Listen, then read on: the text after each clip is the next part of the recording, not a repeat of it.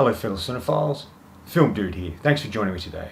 So today I'm going to be looking at the Wachowskis' first film, Bound. This came out in 1996 and it was their first film. They'd come off writing Assassins that Richard Donner ended up doing, but it would have kind of been interesting to see what they were going to do with it, and decided to make their own film. So they wrote and directed this film that came out that was a very unique and interesting take on the noir crime genre. It starred Jennifer Tilly, Gina Gershon, and Joe Pantoliano. Classified as a neo-noir erotic crime thriller. The film centers on Violet, played by Jennifer Tilly, a gun mole who longs to escape a relationship with her mobster boyfriend Caesar, played by Joe Pantoliano. He enters into a clandestine affair with the luring ex-con Corgi, played by Gina Gershon. The two women hatch a scheme to steal $2 million of mafia money. And of course, as most of these sort of films, things don't go the way they quite expect. I've always been a fan of this film. I've seen this film a number of times. There's just something quite extraordinary about it. Just the way it's done and creativity, and the fact that this was the Wachowskis' first film right before they went on to do The Matrix, a genre film-defying film that spawned many sequels. And it's just interesting to return to something like this, knowing where they would end up, the films they would go on to make, and how this was an interesting beginning. It's a very simple film. It's pretty much shot in two apartments. There are some other locations. There's a house and a garage or sort of parking lot in where they live. But most of the film is centered around these two rooms, and they make it so inventive and creative. I love the use of music. The camera work's really creative and interesting. It's like not a lot of people these days use the camera in the way that they were using the camera in this film, and obviously they would use in The Matrix with bullet time and slow motion and things they do. But this sort of had archetypal stuff that they would use. This film really showed their skill at taking a simple story and making it very creative and interesting and engaging in the simplest of ways, just the way it's shot. Overhead shots, tracking shots, slow motion, use of music to create particular moods and feelings within the film. And just, the film's just cool. It has a cool aesthetic. It's very neo-noir. Even down to like the costumes they would use later in The Matrix, leathers and just the style, and even like how the film's sort of set in this 90s world, but it feels like it could be the 40s or 50s. And that's kind of what they use in The Matrix as well, where when they're in The Matrix, it's not quite reality and it feels like something is a bit dated or from a previous era. And that's exactly what they do with this film. The performances are all great by the three leads. Joe Pantoliano is solid here. This was the sort of first time he worked with the Wachowskis, and obviously would work with them once again on The Matrix. And he does really well as Caesar. This fast-talking guy who thinks he's in charge, but he's sort of like middle management, so to speak, in a way, within the mob itself. And just his job and the way he sort of talks and how slick he thinks he is and the certain things that he does. And I really loved his performance in it. I did read that the Wachowskis did tell him to watch Treasure of Serra Madre and look at Bogart's performance in there, in that film, in regards to paranoia that he has in this movie when things don't go according to plan, and he ultimately loses the money, and the extremeness that he goes in is kind of similar to what Bogart does in Treasure of Santa Madre. So I kind of like that little thing to add to that character. I also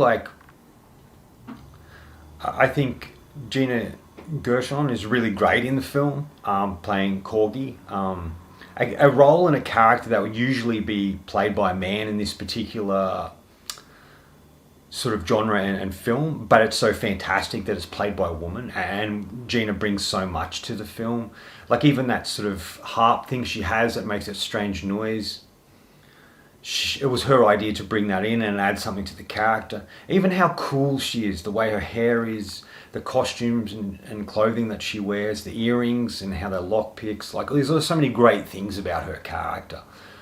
And she's charming and intriguing and tough, and I like the movie's sort of told from her point of view in a way, like, because when we first meet her, she's tied up and unconscious, and it's like she's remembering what happened, and that's how we see it.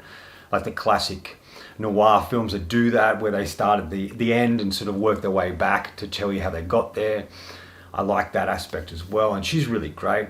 And Jennifer Tilly is fantastic and really made an art form out of playing characters like Violet, where she's able to use her voice in a unique way.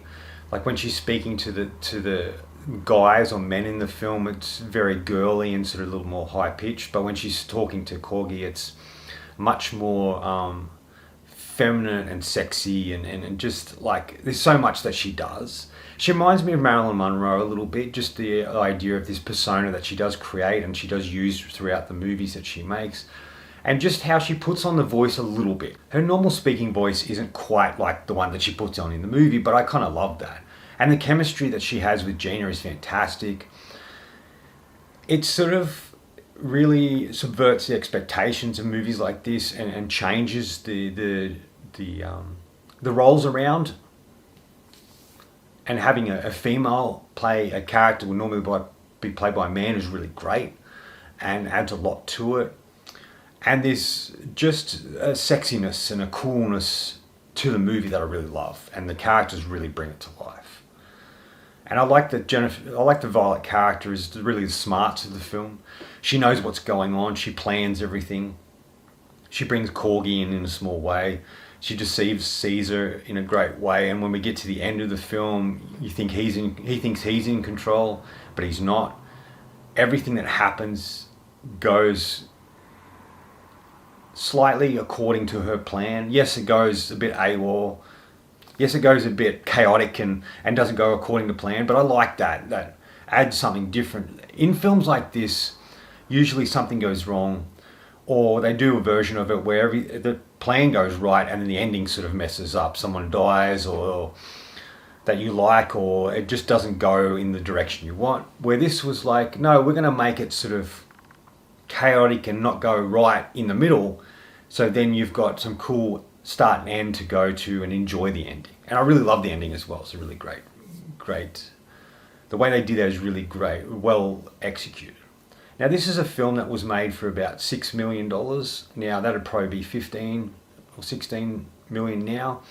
But I think they accomplished so much, and it was effective, and the reason I think they accomplished so much, and the reason I think they were able to do that was it's a very simple story, set in ultimately 2 locations, and how vastly different those locations were, and the characters and the performances in the film. You just really get sucked into it. And it's such a cool, beautiful, sexy movie that's really well done. And there is a sex scene in the film between Violet and Corgi. And what I read was interesting. They brought on a sex educator to sort of work out how that scene would play out and sort of do it. And it was the Wachowskis' idea of doing a single one-shot take of it, where we hear them, we zoom in on them naked on the bed, the camera comes around, we see what they're doing, and it ends up on their face, and then that's sort of the scene. I like that. It made a sex scene sort of interesting, unique, the way it was shot, and it just didn't feel like the same old thing we've always seen. And that's what that bit and other things in the movie shows, that the Wachowskis were filmmakers that didn't want to do the same thing everyone else would done, or take something that's been done 1,000 times and add in something different. And that's exactly what they do with this film, and I appreciate their ability to take something known and do something different with it. Apparently the Wachowskis were also very inspired by Billy Wilder and wanted to tell a story of like how he would do it, you know, like Double Indemnity type thing. And it kind of has that, except, you know, Violet's a femme fatale in the classic sense, but she doesn't screw over Corgi, which you would usually see happen in a film like this. Another actor in it that I didn't really talk about, or I should have, that I thought was really good. He has a simple role, but he has this sort of presence on screen. And it was his last film role before he retired and ultimately died in 2007. And that was John Ryan. He played Mickey. He's this kind of cool sort of... He feels like a cop, you know what I mean? He feels like a character that you would see in a noir film like this. He's interesting, unique, he commands the screen when he's on it, and he's this sort of, not, I wouldn't say a mob henchman, but he's the guy that's sort of in charge, just under the sort of the big boss. And I like that. I love his performance. His chemistry with Joe and his chemistry with Jennifer Tilly is really good. And he just has a presence on screen that I really loved. And I liked his performance. So the themes that they talked about in the particular movie, they talk about the boxes people make of their lives. That he's not only gay people who live in closets. They wanted to define all of Bound's characters by the sort of trap that they were making out of their lives. And they go on to say, like, Violet is trapped in a life with Caesar, and in one scene, Corgi is literally inside Violet's closet, bound and gagged by Caesar. The scene is echoed later in the film when Violet says, I had this image of you inside of me. This theme of being trapped and the claustrophobic feeling created by the fact that most of the film takes place in Violet and Caesar's apartment, or the apartment next door where Corgi is working. Yeah, I think a lot of that sort of stuff is there, like the themes that they use, feeling trapped, not being comfortable with who you are inside, and how they create their own sort of worlds and how they try and break free of that.